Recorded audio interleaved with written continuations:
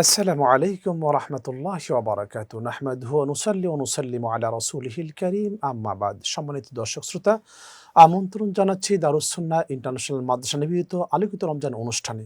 পুরো অনুষ্ঠান জুড়ে থাকবো আমি মুফতি মোহাম্মদ সিদ্দিকুর রহমান সরকার।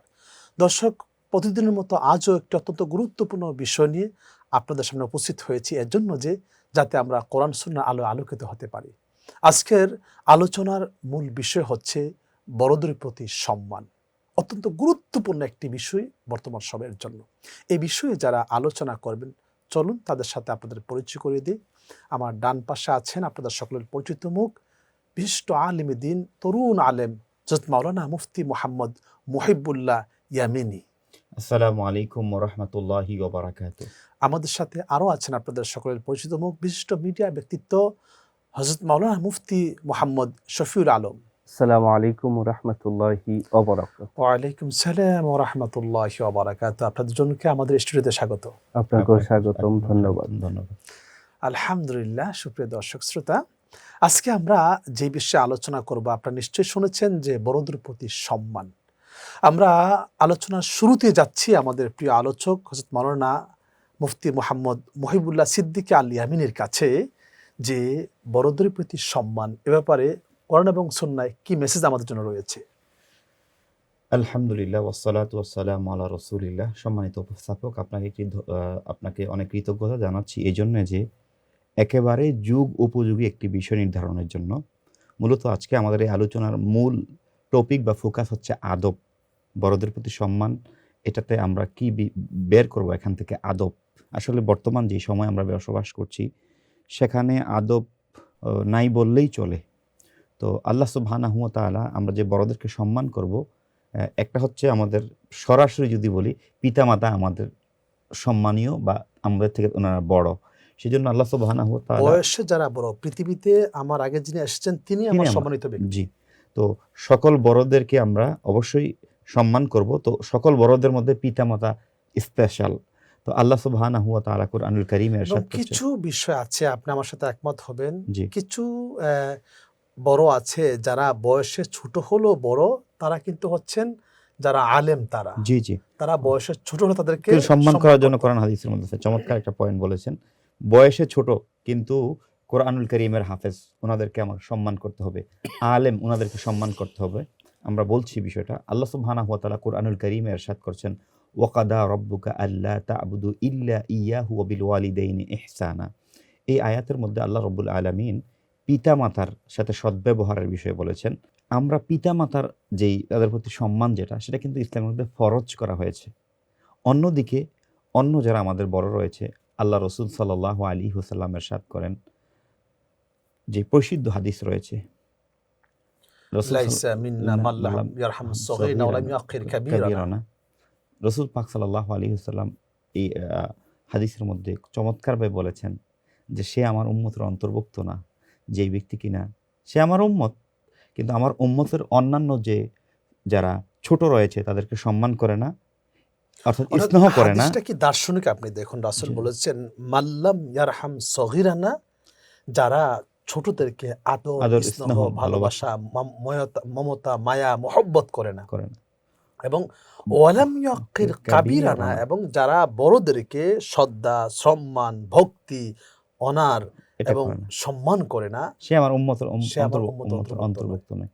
এটা কিন্তু একটা সতর্ক বাণী। অন্যদিকে এটা হাদিস শরীফ এবং এর সাথে দার্শনিক চমৎকার মিলন একটা রয়েছে। সেটা হচ্ছে মূলত মানে ইসলাম, আল্লাহ রসুল সাল্লাল্লাহু আলাইহি সাল্লাম সাথে সাহাবায়ে কেরাম কথা বলছিলেন।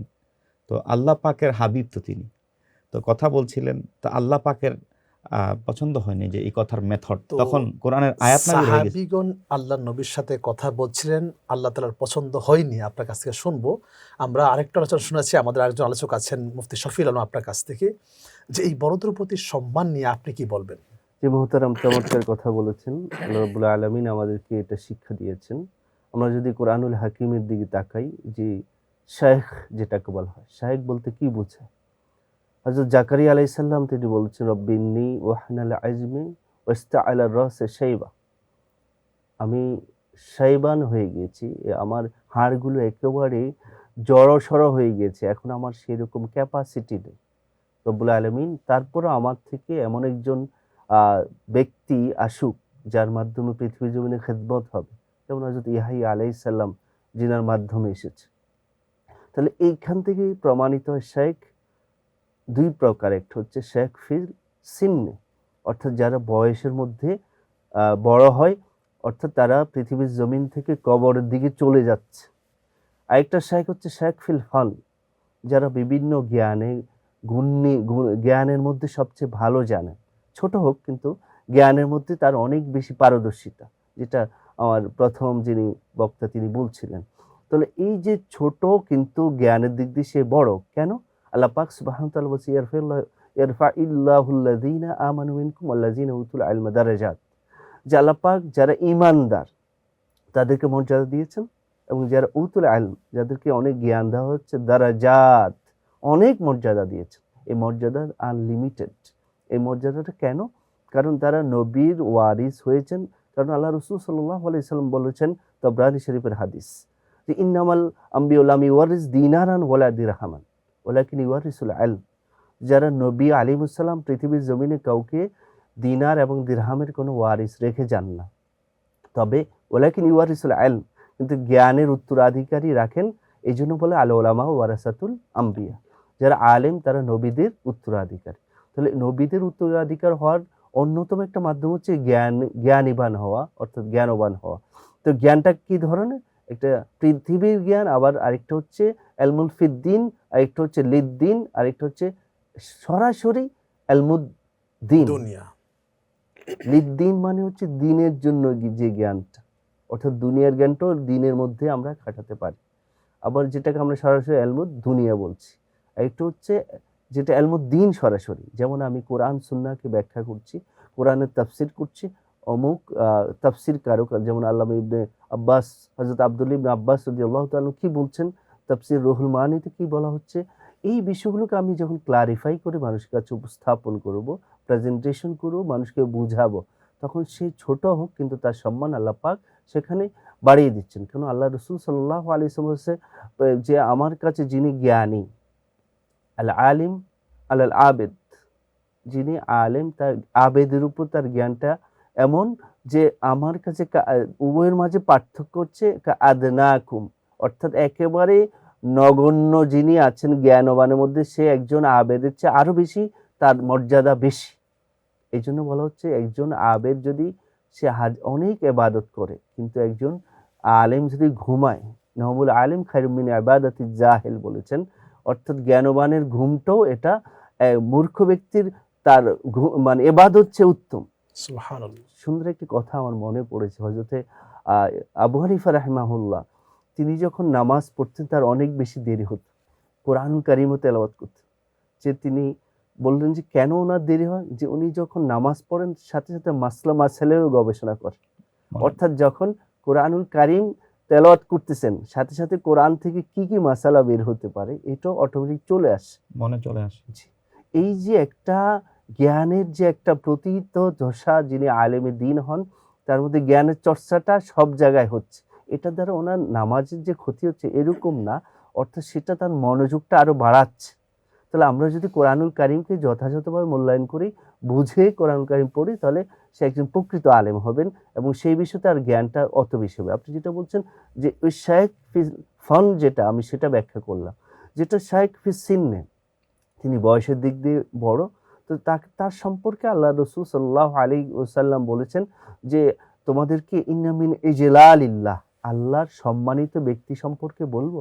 আবু দাউদ শরীফের হাদিস স্পষ্ট, কি তোমরা ইকরামে জিসাইবা, যারা ওই যে আপনি কোরআনুল হাকিমের যেটা সাহেবার কথা বলছে, সাহেবন মানে একেবারে চুলগুলো পাকা হয়ে গিয়েছে, দাড়িগুলো পেকে গেছে, একেবারে বৃদ্ধ, ওই জিসাইবা তাকে কি করে? সম্মান করো। কিভাবে সম্মান করবা? আল্লাহ রাসূল স্পষ্ট বলছেন ইউসাল্লিমুস সাগীর আলাল কাবীর, যিনি ছোট বড়দেরকে সালাম দেবে। এটা কিন্তু সম্মানের একটা অংশ, সালাম দাও। আজকে সমাজে দেখেন, আপনি বৃদ্ধ ব্যক্তির সামনেও সিগারেট টান দিয়ে চলে যাচ্ছে, তাকে দেখেও ফেলে দিচ্ছে না। কিন্তু এক সময় এমন ছিল যে একজন সম্মানিত ব্যক্তি এবং যিনি বৃদ্ধ তাকে দেখার পর দ্রুত চলে যেত, যদি তার হাতে সিগারেট থাকতো তা ফেলে দিত এবং তাকে জায়গা দিয়ে দিত। কিন্তু আল্লাহ রাসূল সাল্লাল্লাহু আলাইহি ওয়াসাল্লাম বলছেন যারা বৃদ্ধ, যারা সম্মানিত ব্যক্তি, তাকে দেখলে তুমি তাকে জায়গা দিয়ে দাও। যেমন আল্লাহ রাসূল সাল্লাল্লাহু আলাইহি ওয়াসাল্লাম এক জায়গায় গেলেন, বুখারী শরীফের হাদিস, এক ব্যক্তি আসলো, বয়সে অনেক বড়, সাহাবায়ে কেরামদেরকে বলল তাকে জায়গা দাও আপনি বসার জন্য। চমৎকার বলছেন। আপনার কাছ থেকে আমি আলোচনা আরো শুনবো যে বৃদ্ধ ব্যক্তির জন্য আল্লাহ রাসূল কি বলেছেন বিরতির পর ইনশাআল্লাহ। সুপ্রিয় দর্শক শ্রোতা, আপনারা দেখছেন দারুস সুন্নাহ ইন্টারন্যাশনাল মাদ্রাসা নিবেদিত আলোকিত রমজান নিচ্ছে ছোট্ট একটি বিরতি। আমাদের সাথেই থাকুন, ফিরছি আমরা কিছুক্ষণের মধ্যে ইনশাআল্লাহ।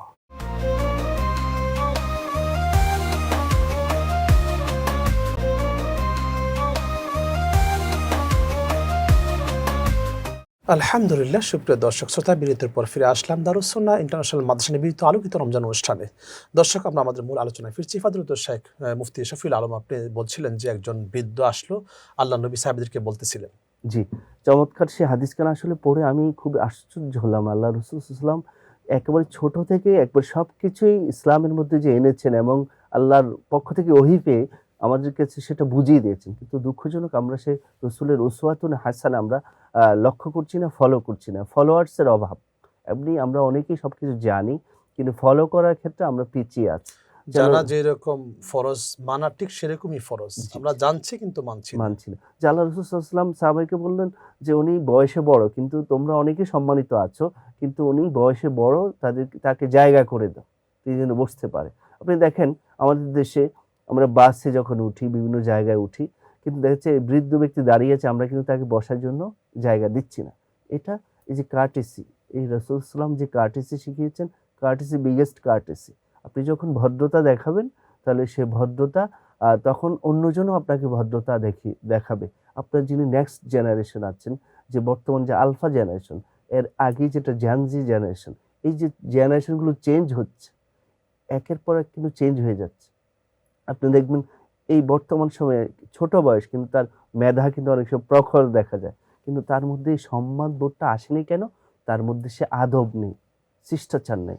আল আদাবু খায়রুম মিনাজ যাহাব ওয়াল ফিদ্দা, যে আদব হচ্ছে স্বর্ণের উপর থেকে আরো উত্তম। চমৎকার বলছেন মাওলানা মুহিবুল্লাহ। আপনি বলবেন আমাদেরকে যে ইমাম বুখারী রাহিমাহুল্লাহ তিনি কিন্তু একটা কিতাব লিখেছেন আল আল আদাবুল মুফরাদ। জি, মানে আদবের ব্যাপারে তিনি বুখারী যেরকম লিখেছেন, আলাদা কিতাব, স্বতন্ত্র কিতাব লিখেছেন তিনি। জি। তো এই যে আদব বা বড়দেরকে সম্মান করা, এটা আমরা কিভাবে করবো আপনার কাছে জানতে চাই। জি মোহতারাম, ধন্যবাদ। যেমনটি ইমাম বুখারী রহমতুল্লাহর কথা বলেছেন আপনি, অর্থাৎ বিষয়টা কত গুরুত্ব হলেও তিনি একটা স্বতন্ত্র কিতাব লিখতে পারেন। আল্লাহু আকবার। আসলে টোটাল ইসলাম ধর্মের মূল যে কনসেপ্ট, সেটা হচ্ছে আদব। আমরা তো রাসূল সাল্লাল্লাহু আলাইহি ওয়াসাল্লামকে দেখি নাই, কোরআন নাজিল হয়েছে আমরা শুনেছি, আমরা মান্য করছি, সুন্নাহগুলা ফরজগুলো আমরা ফলো করছি, সবগুলো কিন্তু শুনে। তো এটাও কিন্তু একটা আদবের, মানে আদবের কারণে, সম্মানের কারণে আমরা করছি। জি। আমাদের আপনি প্রশ্নটি করেছেন, সেটা হচ্ছে আমরা আসলে বর্তমান যে জমানা, যে সময়ে রয়েছি আমরা, আসলে বর্তমান সমাজের মধ্যে আদবের অনেক অভাব, যেটা একেবারে আমরা খারাপ জেনারেশনের দিকে যাওয়ার জন্য যেই উপাদানগুলো থাকা দরকার, যে পরস্পরের প্রতি মহাব্বত, ভালোবাসা, সম্মান, যেটা একেবারে নাই বললে চলে, আমরা সেটা কীভাবে করতে পারি? আমাদের যারা জ্ঞানের দিক দিয়ে আমাদের যারা সিনিয়র রয়েছে, বয়সের দিক দিয়ে আমাদের যারা সিনিয়র রয়েছে, দেখুন আল্লাহ সুবহানাহু ওয়া তাআলা কোরআনুল কারীমের মধ্যে বলছেন, হাল ইয়াস্তাউিল্লাযীনা ইয়ালামুনা ওয়াল্লাযীনা লা ইয়ালামুন, যারা জানে এবং যারা জানে না তারা কি এক? অবশ্যই তারা এক না। অতএব যারা জানে তাদের জন্য তো দারাজাত রয়েছে, আমরা তাদেরকে বেশি সম্মান করব। তো আমরা তাদেরকে কিভাবে সম্মান করতে পারি? আমাদের সম্মানের যারা জ্ঞান এবং বয়সের দিক দিয়ে বিবেচনায় সিনিয়র রয়েছে, আমরা তাদেরকে বিভিন্ন দিক দিয়ে আমরা সম্মান করতে পারি। যেমন আমরা যখন তাদের সাথে দেখা হবে, আমরা সবার আগে তাদেরকে সালাম দেব, পাশাপাশি আমরা নিজ থেকে তাদের সাথে কৌশল বিনিময় করব, ওনার খোঁজ খবর নেব, ভালো মন্দ নিব। আমি যদি আপনার সাথে একটু করে এখানে ফোকাস দিই, আমরা যখন ইয়েমেনে ছিলাম, আমরা দেখেছি যে একজন মানুষ, আমাদের বৃহস্পতিবার এমন সিস্টেম, সেটা হচ্ছে বৃহস্পতিবার নাস্তার পর থেকে জোহর পর্যন্ত আমাদের বিরতি। আমরা কেউ চাইলে আমাদের বাজার সদাই XY যা প্রয়োজন হয় করতে পারি। আবার আমরা অনেকে কী করতাম, 7-8 জন মিলে একটা গাড়ি নিতাম, নিয়ে একজন পুরাতন মুরব্বির বাসায় চলে যেতাম, যিনি কিনা ওই এলাকার মসজিদের হয়তো বা 40 বছর লাগাতার ইমাম ছিলেন, বা মুয়াজ্জিন ছিলেন, বা ভালো গজল গাইতেন, ওনার সম্মান রয়েছে সমাজে। আমরা ওনার কাছে যাইতাম, যাওয়ার পরে আমরা ওনার খোঁজখবর নিতাম, মুসাফা করতাম, তারপরে হাদিয়া দেওয়া হতো। হ্যাঁ, ওনার পরিবারের পক্ষ থেকে আমাদের জন্য পানির ব্যবস্থা করা হতো। দেন আমাদের মধ্যে উপস্থিত যারা শিল্পী ছিল তারা দুই একটা গজল বলবে, দেন তিনি আমাদের জন্য দোয়া করে দিতেন। দেখুন চমৎকার কি একটা পদ্ধতি। আমরা কি এই পদ্ধতিটাকে বাংলাদেশে অ্যাপ্লাই করতে পারি না? আমাদের সমাজের যারা যারা বয়োবৃদ্ধ, আসলে তারা তো একেবারে অ্যালং হয়ে যাচ্ছেন, তাদের আশেপাশে কেউ নাই। এখন একটা মানুষ যখন খোঁজখবর নিতে যাবে তার তো তখন মনটা খুশি হবে, সে তো মনে করবে যে না আমি তো এই দুনিয়াতে একা একাকিত্ব না, জীবনটা খুব কঠিন। কঠিন। তো আমরা ওনাদের কৌশল বিনিময় করতে পারি ওনাদের সাথে গিয়ে। দ্বিতীয়ত যে কোনো বিষয়ে আমরা ওনাদের থেকে পরামর্শ করতে পারি, কারণ তাদের ভিতরে অভিজ্ঞতা রয়েছে। দেখুন আমরা নতুন, হ্যাঁ, অন্যদের তুলনায় আমাদের পড়াশোনা মাশাআল্লাহ এখন বেশি অবশ্যই আছে, আমাদের জ্ঞান আছে, ওনাদের তো অভিজ্ঞতা আছে। তো আমরা যদি দুটা সমন্বয় করতে পারি তাহলে তো একটা গুড রেজাল্ট বের হবে। পাশাপাশি আমরা আমাদের বর্তমান যে আমরা সোসাইটিতে বসবাস করি, আমরা ফ্রেন্ড সার্কেল রয়েছি, আমরা ৮-১০ জন মিলে কোনো একটা বৈঠক করতে পারি। ওনাদের মতন প্রবীণদেরকে আমরা ডাকতে পারি। ওনাদের ছোটবেলার শৈশবকাল বর্ণনা করবে, ওনাদের অভিজ্ঞতা বর্ণনা করবে। ওনাদের টিচার, শিক্ষক যারা ছিলেন তারা কোন তবকার ছিলেন, কোন দরজার ছিলেন সেগুলো বলবে। এটার মাধ্যমে তাদের সাথে একটা সম্পর্ক হবে এবং তাদেরকে সম্মান দেওয়া হবে। পাশাপাশি আসলে যারা বৃদ্ধ, স্বভাবের দিক দিয়ে বাচ্চাদের কিছু স্বভাব কিন্তু বৃদ্ধের মধ্যে থাকে। সেজন্য আমরা তাদের জন্য হাদিয়া দিতে পারি। তাদের জন্য মানে একটা বাচ্চা যে চকলেট খাচ্ছে সেটা কিন্তু একজন বৃদ্ধ কিন্তু আপনি চকলেট দিলে সে খুশি হবে। হ্যাঁ, আমার এটা প্র্যাকটিক্যাল লাইফে দেখা। আমরা কিন্তু ওনাদেরকে হাদিয়া দিতে পারি। এভাবেও কিন্তু আমরা ওনাদেরকে সম্মান জানাতে পারি। সবশেষ কথা হলো কি, আসলে ওনাদেরকে বর্তমান সমাজ কালচার অনুযায়ী যেইভাবে সম্মান দিলে সম্মান হয় আমরা সেটা করতে পারি। মোহতারাম সাহেব বলছিলেন যে আসলে আগে তো এমন হয়েছে, বাসে, ট্রেনে আমরা যারা ছোট যারা বসে আছি, মুরব্বি দেখলে আমরা আগে দাঁড়িয়ে যেতাম। এখন তো সেটা নাই, এখন তো সেটা নাই। আমি এমনও দেখেছি ঢাকা শহরের মধ্যে মানে রিক্সাওয়ালা, তিনি মুরব্বি, তো রিক্সা চালাচ্ছেন তিনি তো মুরব্বি, গালভর্তি সাদা দাড়ি, একটা যুবক মানে তার সাথে এমন ব্যবহার করছে যেটা মানে এক নাম্বার হচ্ছে এই কাজগুলো করার জন্য আপনার একটা জিনিস লাগবে, সেটা হচ্ছে পারিবারিক শিক্ষা। এই কাজগুলো একটাও সম্পাদন হবে না যদি পারিবারিক শিক্ষা না হয়। সেজন্য আমাদের যারা পিতামাতা রয়েছেন, আপনারা যদি চান আপনাদের সন্তানরা আপনাদের সাথে ভালো ব্যবহার করুক, আপনারা যখন বৃদ্ধ হয়ে যাবেন আপনারা তাদের থেকে ভালো কিছু পেতে চান, আপনাদেরকে রিকোয়েস্ট করব আপনারা তাদেরকে সর্বপ্রথম আদব শিক্ষা দিন। দেখুন হযরত আলী রাদিয়াল্লাহু তাআলা আনহু থেকে হাদিস শরীফ বর্ণিত রয়েছে, আদিবু আওলাদাকুম আলা সালাসাতি খিসালিন। সেখানে ৩টা বিষয়ের কথা বলা হয়েছে। নাম্বার ১ হচ্ছে আলা হুব্বে নাবিয়ুকুম, তোমরা তোমাদের নবীজির ভালোবাসা শিক্ষা দাও। আলা হুব্বে আহলে বাইতিহি, দ্বিতীয় হচ্ছে আমার নবীজির পরিবার পরিজন যারা আছে, সাইয়েদনা ইমাম হাসান, সাইয়েদনা ইমাম হুসাইন, মা ফাতেমাতুজ জাহরা, সাইয়েদনা মাওলানা আলী রাদিয়াল্লাহু তাআলা আনহু, ওনাদের ভালোবাসা শিক্ষা দেওয়ার জন্য বলা হয়েছে। তৃতীয় নাম্বার বলা হয়েছে যে কিরাআতুল কোরআন, যে কোরআন শরীফ শিক্ষা দাও। কারণ হাসরের ময়দানে যারা কোরআনের দ্বারক, কোরআনের বাহক, কোরআনের পাঠক, তাদের জন্য এমন একটা স্পেশাল জায়গা থাকবে যেই জায়গাতে শুধুমাত্রই কোরআনের দ্বারক বাহকরা থাকবে, অন্য কেউ সেই জায়গাটা পাবে না। চমৎকার বলছেন আপনি মুফতি শফিউল আলম, যে সংক্ষেপে আপনি বলেন যে আমাদের সন্তান বা ছাত্রছাত্রীদেরকে কি করে আমরা এই আদব শিখাতে পারি। যে মোহতারাম, আসলে এই বিষয়টি আমি ওনার সাথে অ্যাড করছি। এই যে ছোটবেলা থেকে যদি তার কাছে প্রথমে কাউকে দেখা হলে যে সালাম দেবে, তুমি বড়দেরকে দেখলে সালাম দেবে, বাবা তুমি বড়রা কথা বললে সেই সময় তুমি চুপ থাকবে। আগে দেখা যেত যখন ওলামায়ে এজাম যারা বৃদ্ধ শায়েখ ছিলেন, ওনার ওই মজলিসে যখন কথা বলতেন, যারা তরুণ ছিল তারা কখনো কথা বলতেন না। এটা আদব। এই আদবের কালচার যখন ছোটবেলা থেকে তাকে শিক্ষা দেওয়া হয়, তার নবীর ভালোবাসার কথা বলছি, নবীকে যখন ভালোবাসবে মানে তার ফলো করবে। এই ফলো করতে গিয়ে তাকে ওই ভালোবাসাটা তখনই চিরন্তন হবে, একেবারে পোক্ত হবে যখন সে আমলের মধ্যে নিয়ে যাবে। চমৎকার বলছেন দুজনকে অসংখ্য ধন্যবাদ। সুপ্রিয় দর্শক শ্রোতা, আসলে রাসূল করিম সাল্লাল্লাহু আলাইহি ওয়াসাল্লাম আমাদেরকে যে শিক্ষা দিয়েছেন তার ভিতরে অন্যতম হলো বড়দের প্রতি সম্মান প্রদর্শন করা। আপনারা জেনে খুশি হবেন, রাসূল করিম সাল্লাল্লাহু আলাইহি ওয়াসাল্লাম হাদিসে বলেছেন মানুষের বয়স যখন 40 হয়ে যায় তখন আল্লাহর দরবারে তার একটা দরজা বুলন্দ হয়ে যায়, তার একটা স্তরে চলে যায়। সে 50 হলে একটা, 60 হলে আরেকটা, 70 হলে আরেকটা, এবং 80 যখন হয় তখন আল্লাহ তাআলা ফেরেশতাকে বলেন তার আমলনামায় আর কোনো গুনাহ লিখবা না। একটু সোয়াব দিতে থাকবা। 90 যখন হয়ে যায় তখন আল্লাহ তাআলা বলেন যে সে যা চাইবে তাকে তাই দিয়ে দাও, তার সব দোয়া কবুল করে নাও। এবং কিয়ামতের ময়দানও কিন্তু যাদের বয়স 80, 90, 100 বছর তারা কিন্তু বহু মানুষকে তারা সুপারিশ করে জান্নাতে নিয়ে যাবে। রাসূল করিম সাল্লাল্লাহু আলাইহি ওয়াসাল্লাম ইরশাদ করেছেন, তোমাদের মধ্যে যারা বয়োজ্যেষ্ঠ ব্যক্তি যাদের দাড়িগুলি পেকে গেছে তাদেরকে সম্মান করা মানে হচ্ছে স্বয়ং আল্লাহ সুবহানাহু ওয়া তাআলাকে সম্মান করা।